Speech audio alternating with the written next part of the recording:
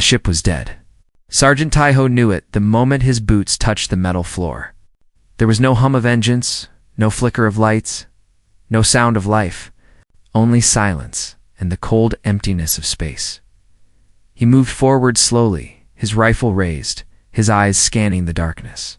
Behind him, 3 soldiers followed in a line. Their flashlights cut through the black like small suns, showing walls torn apart by weapons fire and floors covered with debris. "Spread out," Taiho said through his helmet radio. His voice was calm and flat. "Look for survivors." They had arrived too late. Everyone knew it, but no one said it out loud. The distress signal from the Arivian royal convoy had come 6 hours ago.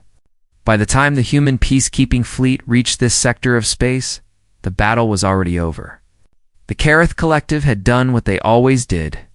They attacked without warning, killed without mercy, and disappeared before anyone could respond. Taiho stepped over a body.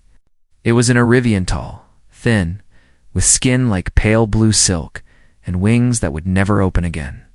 The Arivians were a beautiful species. They looked like a mix between birds and insects, with large dark eyes and graceful limbs. They were also peaceful. They had no army, no weapons, no desire for war. That made them easy targets for the Kareth. "Sergeant, I found something." Taiho turned and walked toward the voice. Private Jiho was standing near a broken doorway, his young face pale behind his helmet visor.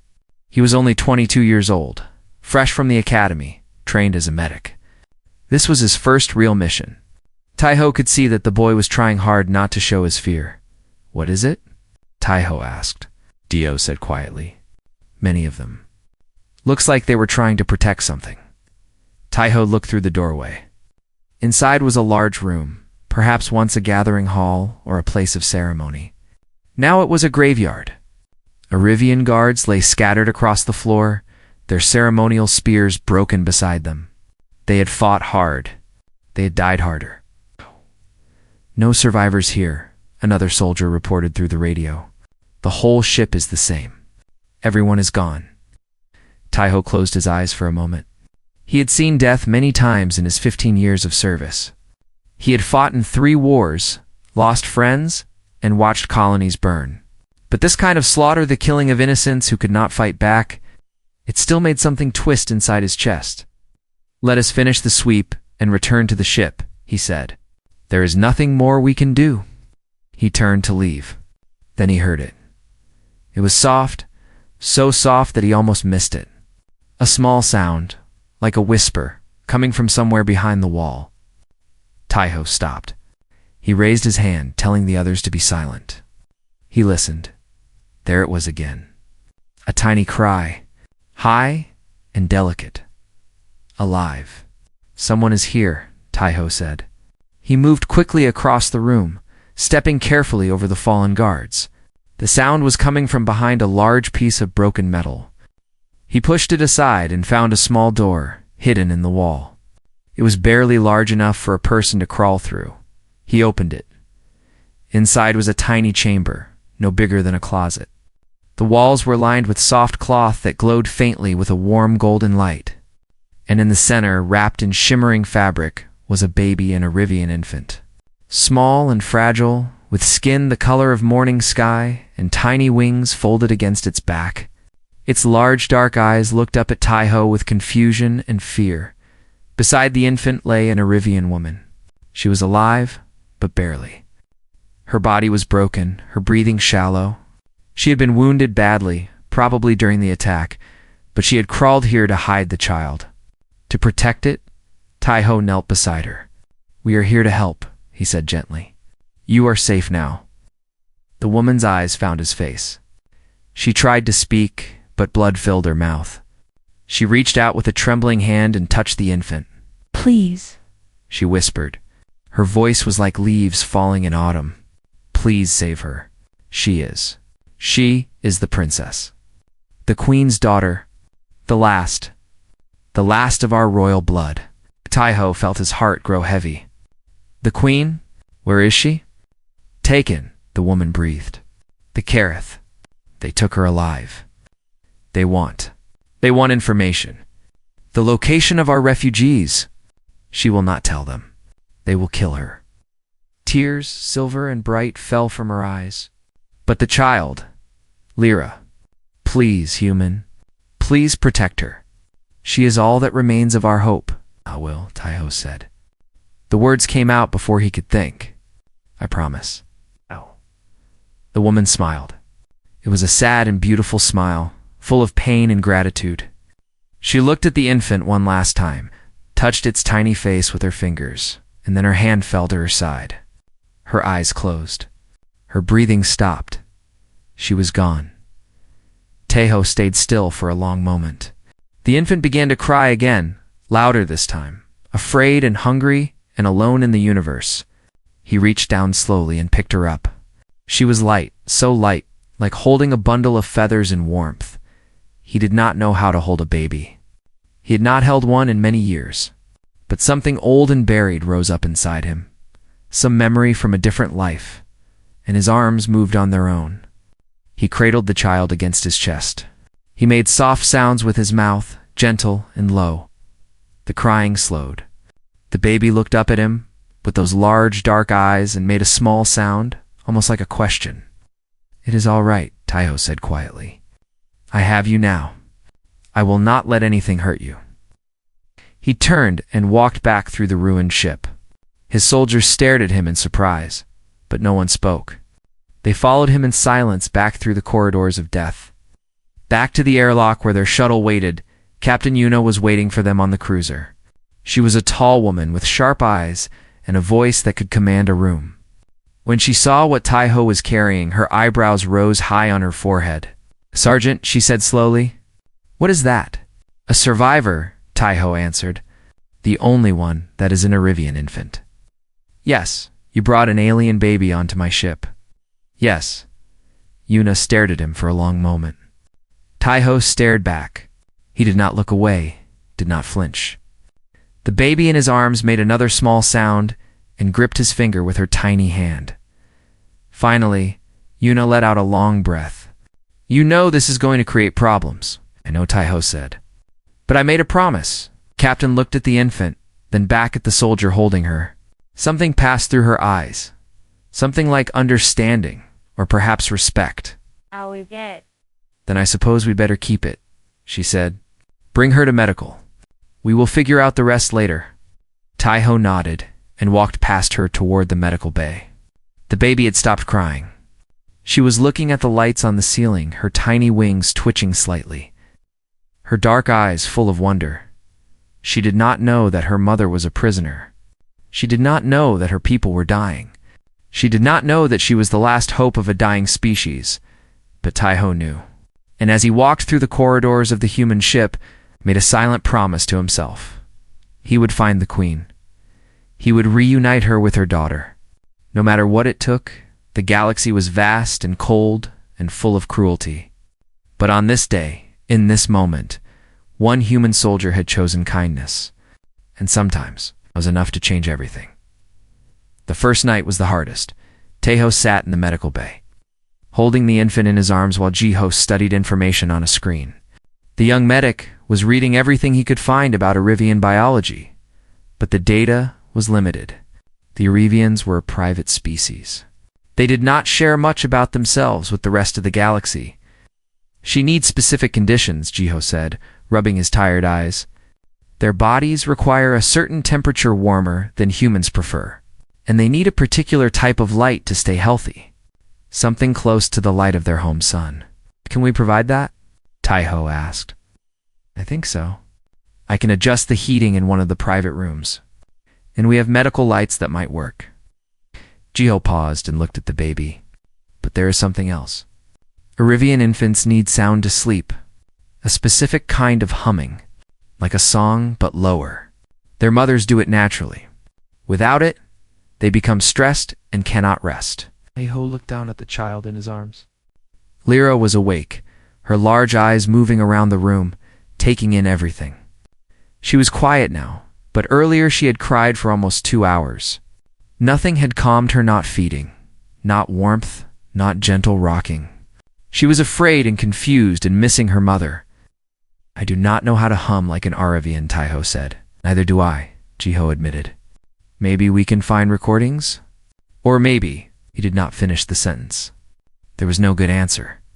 They were humans trying to care for an alien child from a species they barely understood.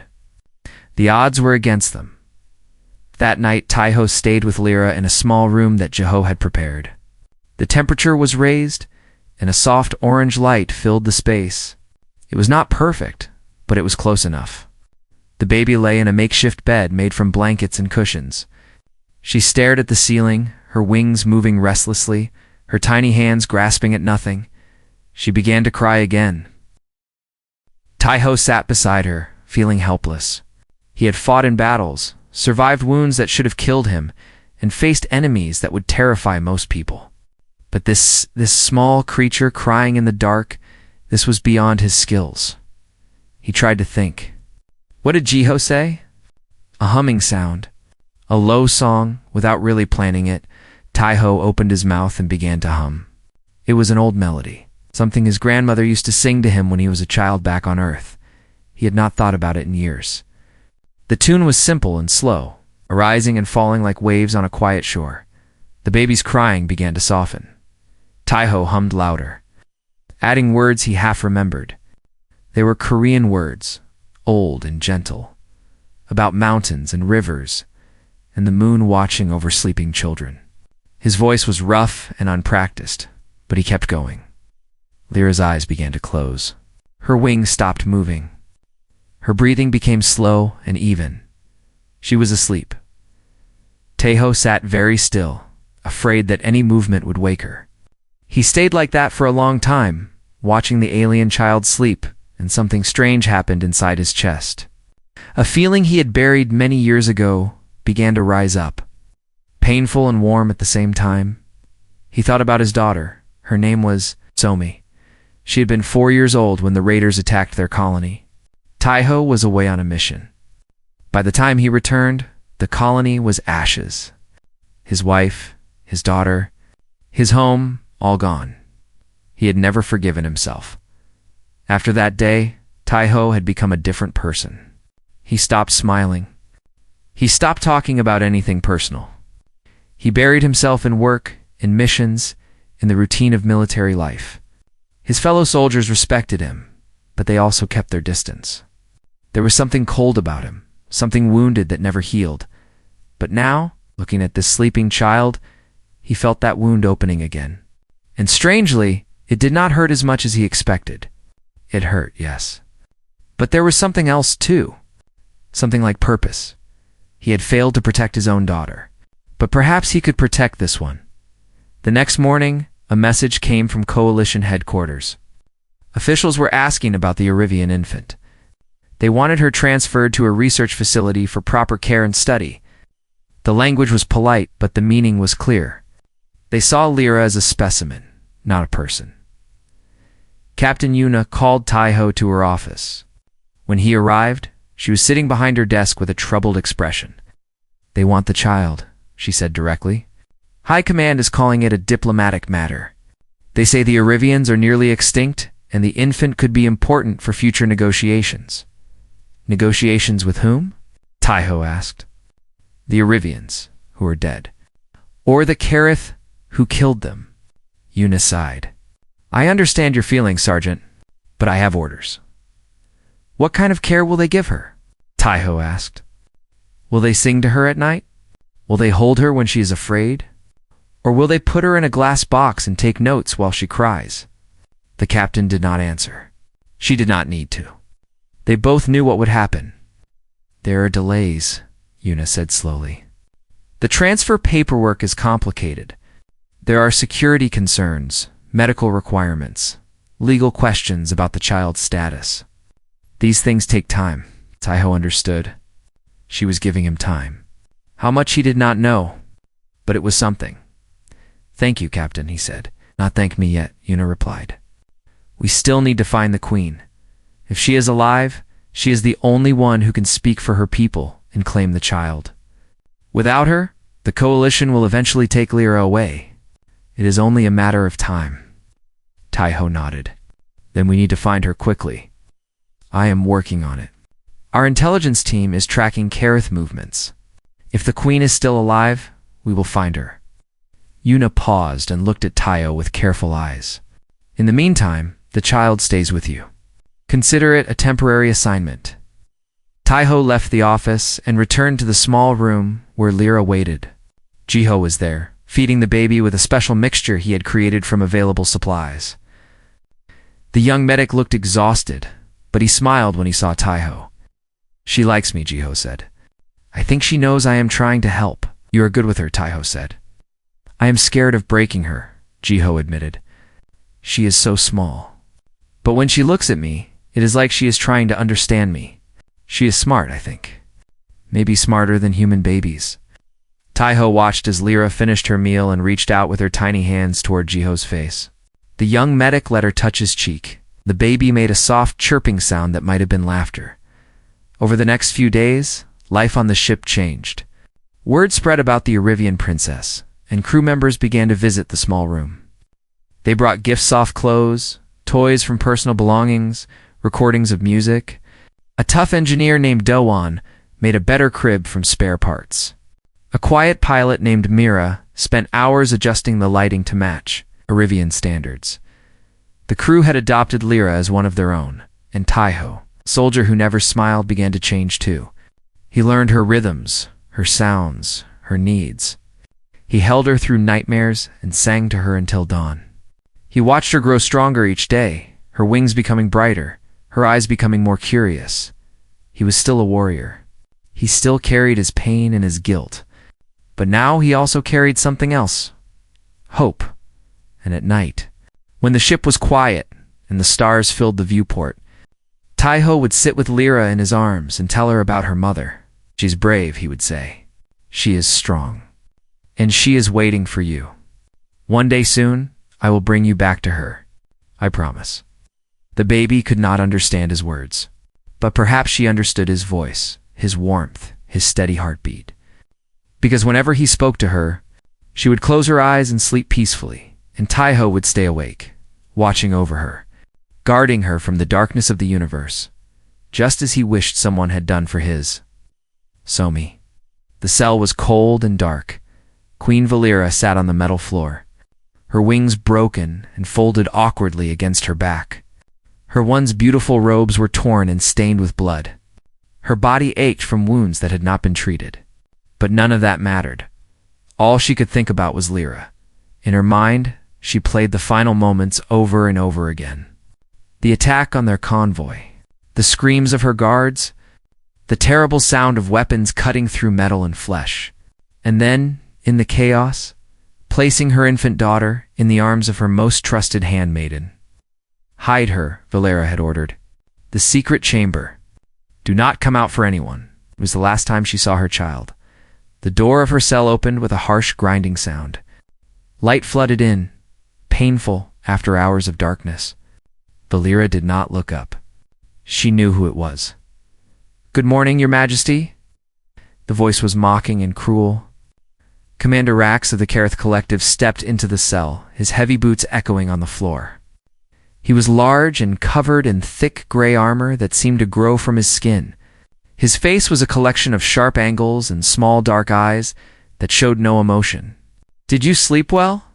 Valera said nothing.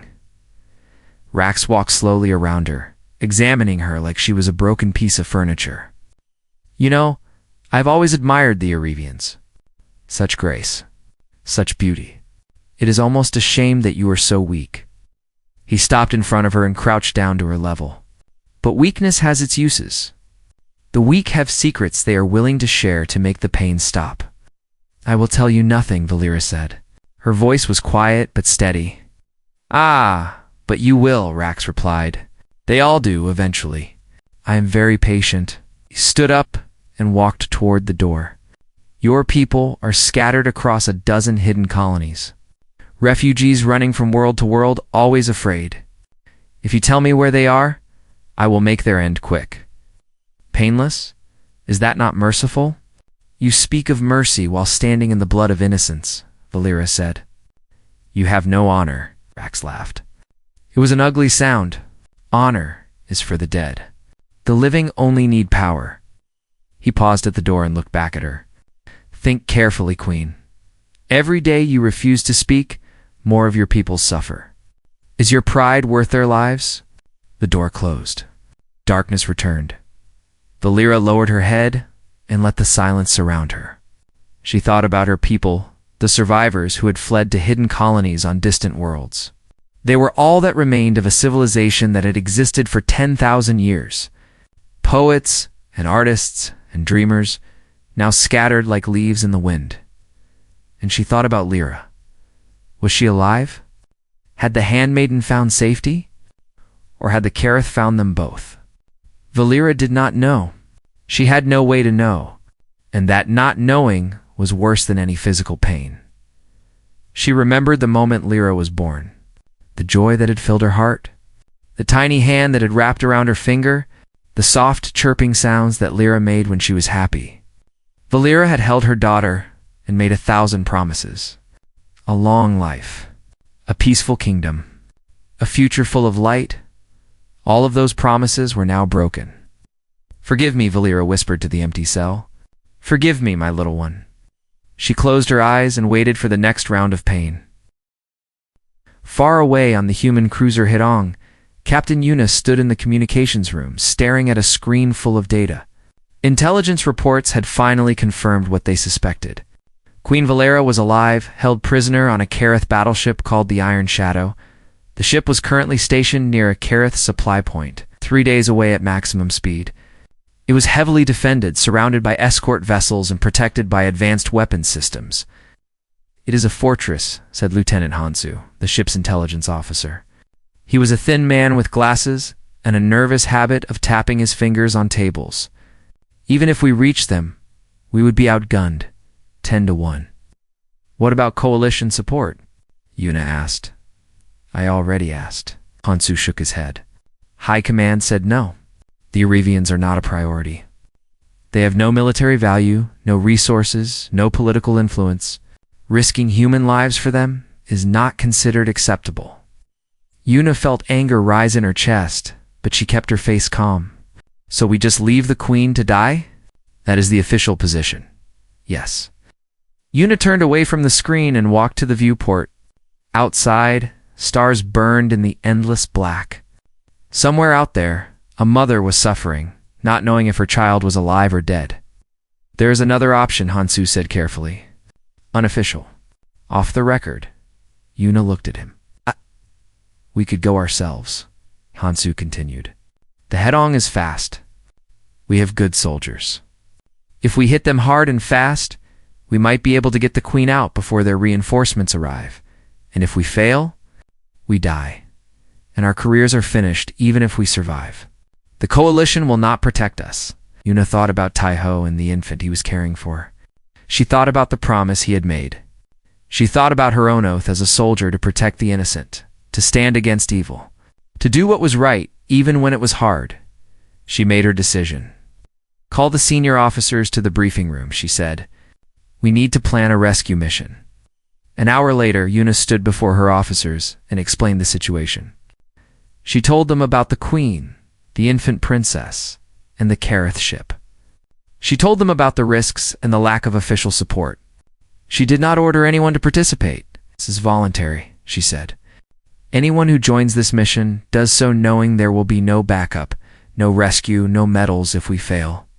Only death." The room was silent. Officers looked at each other, their faces uncertain. Then Sergeant Taiho stood up. His expression was calm and hard, like stone that has been shaped by years of wind and rain. "I will go," he said simply. Jiho stood up next. His hands were shaking slightly, but his voice was steady. "Me too." One by one, others rose. Do, the engineer. Mira, the pilot. Soldiers and crew members who had held baby Lyra, who had heard her laugh, who had seen what it meant to care for someone innocent and helpless. In the end, everyone volunteered. Yuna felt something warm spread through her chest. Pride, perhaps. Or faith in her crew. "Very well," she said. "We leave in 6 hours. Prepare for combat." As the officers filed out, Taiho approached her. "Thank you, Captain," he said. "Do not thank me yet," Yuna replied. We still have to survive this. We will. You seem certain. Taiho looked at her with eyes that had seen too much death and too much loss. But there was something else in those eyes now, something alive and burning. I made a promise, he said. To a dying woman, to a child, to myself, he paused. Humans do not break their promises. Not the ones that matter. Yuna nodded slowly. She understood the Hedong changed course toward Kareth's space. Inside, soldiers prepared weapons, checked armor, and said quiet prayers. Outside, the universe continued to turn, indifferent to the small ship flying toward danger. But on that ship, something important was happening. Humans were choosing to fight not for territory or resources or power. They were choosing to fight for a mother and her child, and in the grand history of the galaxy. Those choices were what separated humanity from the rest, not their technology, not their strength.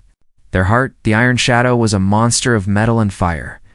It floated in the darkness of space like a sleeping beast, surrounded by smaller ships that circled it like guard dogs. Weapons platforms dotted its surface, ready to destroy anything that came too close. Deep inside its belly, prisoners waited for death. The Hedong approached slowly, its systems running silent, its crew holding their breath. Enemy ships are moving on patrol patterns, Mira reported from the pilot's seat. Her fingers danced over the controls, adjusting course with careful precision. If we time this right, we can slip through the gap between the third and fourth patrol. Do it, Captain Yuna ordered. The ship dove. It moved like a shadow between the Kareth vessels, too small and too quiet to trigger their sensors. Minutes passed, intense silence. Sweat formed on foreheads. Hearts beat hard inside chests. Then they were through. Approaching docking position, Mira said, 30 seconds. In the cargo bay, Taiho stood with his team. 12 soldiers in full combat armor, their weapons loaded and ready. Beside him, Gio carried a medical pack, his face pale but determined. Remember the plan, Taiho said to his team? We hit fast and hard. Find the Queen. Get out. No unnecessary fighting. Every second counts. The soldiers nodded. They were ready. The Hedong attached itself to the Iron Shadow's lower hull, using magnetic clamps to hold on. Doan activated the cutting tool, and a circle of sparks appeared on the ceiling of the cargo bay. In 30 seconds, a section of the enemy ship's hull fell away, revealing a dark corridor beyond. Go, Taiho said. The soldiers moved. They climbed through the hole and spread into the corridor, their boots silent on the metal floor. Emergency lights cast red shadows on the walls. Somewhere in the distance, an alarm began to sound. They had been detected. Faster, Taiho commanded. The team ran through the corridors, following a map that Lieutenant Hansu had constructed from intercepted data. Left turn, right turn. Down a ladder, through a door. The prison block was 3 levels below, protected by multiple security checkpoints. The first Kareth guards appeared around a corner. They were large and armored, carrying heavy rifles that hummed with energy. They saw the humans and raised their weapons. Taiho fired first. His shots hit the first guard in the chest, knocking him backward. The other soldiers opened fire too, and in 3 seconds, the guards were down. Move, Taiho said without pausing. They kept running. More guards appeared, more alarms sounded, more weapons fired. The humans pushed forward with a ferocity that surprised even themselves. Where other species might have retreated or hesitated, the humans attacked harder. A soldier named Boon Hun took a hit to his shoulder but kept fighting. Another named Era was grazed by a blast that left a burn on her arm, but she did not slow down. Pain was temporary. Failure was not acceptable. They reached the first security checkpoint. A heavy door blocked their path, thick enough to stop any weapon they carried. Doan, Taiho called. The engineer ran forward, pulling a device from his belt. He attached it to the door's control panel and pressed a button. Sparks flew. The door groaned and began to open. On the other side, a squad of Kareth soldiers waited. They opened fire immediately, filling the doorway with deadly light. Smoke, Taiho shouted. Grenades flew into the opening, releasing thick white clouds that blocked vision. The humans charged through, using the cover to close the distance. In the chaos and confusion, they were unstoppable. Taiho fought like a man possessed. His rifle ran empty, so he drew his sidearm. When that ran empty, he used his combat knife. He took hits, one to his side, one to his leg, but he kept moving. His body was just a tool, and tools did not get to quit. Jiho stayed close behind, pulling wounded soldiers to cover, applying quick medical patches, keeping everyone alive through sheer willpower. Finally, they reached the prison level. The corridor was lined with cell doors, each one locked with heavy bolts. Taiho moved down the line, checking each door's small window. Empty. Empty. A body too still to be alive. Empty. Then he found. Queen Valera sat in the corner of her cell, her wings broken, her body covered in wounds. She looked up when the door window darkened, and for a moment, her eyes showed only resignation. She expected another torturer. Another session of pain. "Stand back," Taiho said through the door. His voice was rough from exhaustion. "We are getting you out." Valera blinked. She did not understand. Doan arrived and placed another device on the door. 3 seconds later, the locks exploded outward, and the door swung open. Taiho stepped inside. He removed his helmet so the queen could see his face. He was human, strange, and alien to her eyes, but there was something in his expression that she recognized. Kindness, determination, hope. "Who are you?" She whispered. "My name is Taiho," he said. He knelt in front of her, bringing himself to her level. "I am here to take you home." Home. The word seemed foreign to her. She had forgotten what it meant. "There is no home. My people are dead. My daughter is dead. There is nothing left." Taiho reached out and took her hand. His grip was gentle but firm. "Your daughter is alive," he said. Valera froze. Her eyes widened. "What?" "Her name is Lyra. She is safe on my ship. She is healthy and strong." Taiho paused, making sure his words were clear. "I found her in your convoy. A woman died protecting her. I made a promise to that woman to keep Lyra safe. I have kept that promise." Valera began to tremble. Her entire body shook with emotions she could not control. She tried to speak, but no words came out. Instead, a sound escaped her throat, a sound of grief and joy and disbelief all mixed together. "She is alive," Valera breathed. "My Lyra is alive." "Yes," Taiho said, "and she is waiting for you." He stood and offered her his hand. Valera looked at it for a long moment. Then, slowly, she took it. Taiho helped her to her feet. She was weak, barely able to stand, but he supported her weight without complaint. Jiho rushed forward and began treating her worst wounds, while the other soldiers formed a protective circle around them. "We need to move," Era reported. "More Kareth are coming. Lots of them." "Then we fight our way out," Taiho said. He looked at the queen. "Can you walk?" "I will crawl if I must," Valera said. There was fire in her eyes, now the fire of a mother who had something to live for. Taiho nodded. "Stay close to me." They moved through the prison level, back toward the entry point. The Kareth had reinforced their numbers and fighting was heavy. Soldiers fell on both sides. Screams echoed through the corridors. Smoke and fire filled the air, but the humans kept pushing. They refused to stop. They refused to die. Every time a Kareth soldier appeared, they fought with a savagery that seemed impossible for such a small force. Valera watched in amazement. She had seen many species in her long life, but she had never seen anything like this. These humans were not stronger than the Kareth. They were not better armed. But they fought as if losing was simply not possible. They reached the hole in the hole where the Hedong waited. One by one, the soldiers climbed through. Taiho went last, carrying the queen in his arms because her legs had finally given out. "Go," he shouted at Myra. "Full speed!" Now, the Hedong released its clamps and shot away from the iron shadow. Kareth weapons fired after them, but Mira was too fast, too skilled. She dodged and weaved through the barrage until they were clear. Then they jumped to safety. And behind them, the Kareth commander screamed in rage as his prize disappeared into the stars.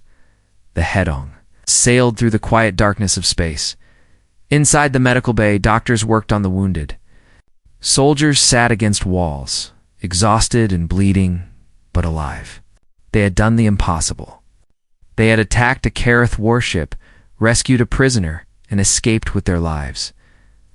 It was the kind of mission that would become legend, but for Taiho, the mission was not finished yet. He stood outside the door of the small room where Lyra slept. His wounds had been treated, but he refused to rest. Not yet. Not until this was done. Queen Valera walked slowly down the corridor toward him. Jiho had cleaned her wounds and given her fresh robes borrowed from a crew member who was roughly her size. She looked tired and fragile, but she moved with the dignity of a ruler. Even broken, she was still a queen. She stopped in front of Taiho. For a moment, neither of them spoke. "Is she in there?" Valera asked softly. "Yes." Valera looked at the door. Her hands were trembling. "I am afraid," Dio understood. After everything she had been through, the loss, the grief, the torture, hope was the most dangerous thing of all. What if it was a mistake? What if the child did not remember her? What if she had changed too much to be a mother again? "She knows you," Taiho said gently. "Every night, I told her about you. I told her that her mother was brave and strong. I told her that you would come back for her." He paused. "She waited for you." Valera's eyes glistened with moisture, a thing that should have been impossible for her species. But grief and joy did strange things to the body. "Thank you," she whispered, "for everything you have done. I do not have words to express what it means." "You do not need words," Taiho said. "Just go to her." He stepped aside and opened the door. The room was warm and filled with soft orange light. In the center, on the small bed that Doan had built, lay Lyra. She was awake, her large dark eyes looking up at the ceiling, her tiny wings moving gently. Valera stepped into the room. Her legs felt weak. Her heart felt like it might break open. She walked toward the bed slowly, as if moving through water. Afraid that any sudden movement would shatter this dream, Lyra turned her head at the sound of footsteps. She looked at the figure approaching her. For a moment, there was confusion in her eyes. She had grown used to Taiho, to Jiho, to the humans who cared for her. But then something changed. Some deep memory stirred inside the infant's mind. A voice she had heard before she was born. A heartbeat she had known in darkness.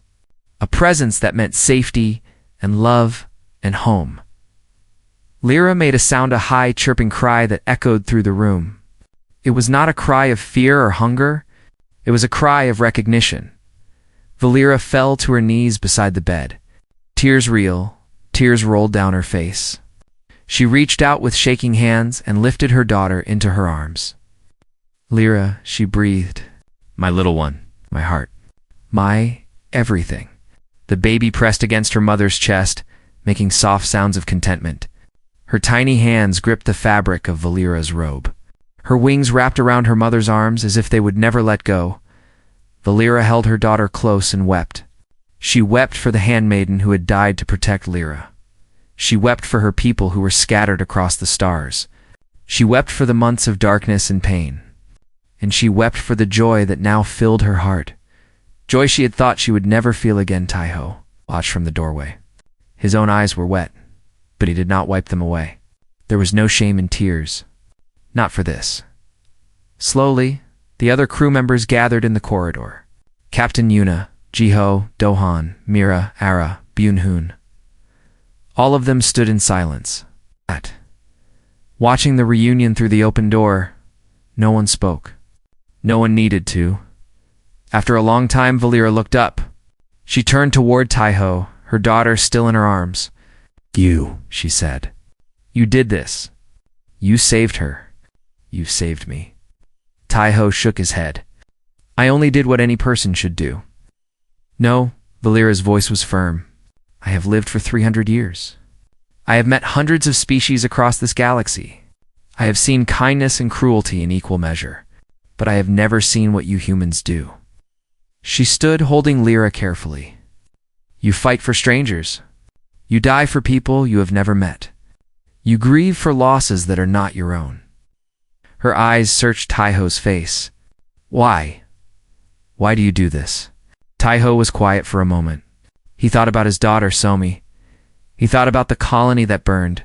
He thought about all the years of emptiness that followed. Because we know what it is like to lose someone, he said finally. We know that pain. We carry it with us every day. He looked at Lyra, then back at the Queen. And because we know that pain, we would never wish it on anyone else. Even strangers. Even aliens. Even people we will never see again. Valera studied him for a long moment. Then she did something that no Erivian queen had done in 1,000 years. She bowed. It was a deep bow, full of respect and gratitude. The crew members in the corridor gasped softly. They did not fully understand the gesture, but they could feel its weight. Sergeant Taiho of the human species, Valera said formally, You have given me back my child. You have given me back my reason to live. From this day forward, you are a friend of the Erivian people. Your name will be remembered in our songs for as long as our species exists. She straightened and smiled, a real smile. Perhaps the first in months. And if you ever need anything at all, you need only ask. The Erivians pay their debts. Taiho nodded slowly. He did not know what to say, so he said nothing. Captain Yuna stepped forward. Your Majesty, we will take you to your people. Our intelligence has the locations of several refugee colonies. You will be safe there. Thank you, Captain, Valera said. You and your crew have shown me that the universe is not entirely dark. There are still lights, even in the deepest night. She looked down at Lyra, who had fallen asleep in her arms. The baby's face was peaceful, her breathing slow and steady. She was home. I would like to rest now, Valera said. With my daughter. If that is permitted, of course, Yuna said. Take all the time you need. The crew dispersed slowly, returning to their duties with lighter hearts. Taiho remained a moment longer, looking at the mother and child. Valera noticed his gaze. You carry a great sadness, she said quietly. I can see it in your eyes. You lost someone too. Taiho did not deny it. A long time ago, Valera nodded with understanding. Then perhaps, in saving my daughter, you have healed something inside yourself as well. Taiho thought about her words. He was not sure if she was right. The hole in his heart was still there. The memories still hurt. But looking at Lyra, sleeping peacefully in her mother's arms, he felt something he had not felt in years. Peace, maybe, he said softly. Maybe I have. He turned and walked away, leaving the Queen alone with her child. Outside the viewport, stars drifted by like scattered diamonds. The galaxy was still vast and cold and dangerous. The Kareth were still out there, hunting and killing. The war was not over, but on this one small ship, something beautiful had happened. A mother had been reunited with her child. A soldier had kept his promise, and a species on the edge of extinction had been given hope. That was the power of humanity. Not weapons. Not technology. Not numbers. Love, simple, stubborn, impossible love. And as the Hedong flew toward the stars, carrying its cargo of wounded heroes and reunited family, the universe watched in silence. Perhaps, just perhaps, it was impressed.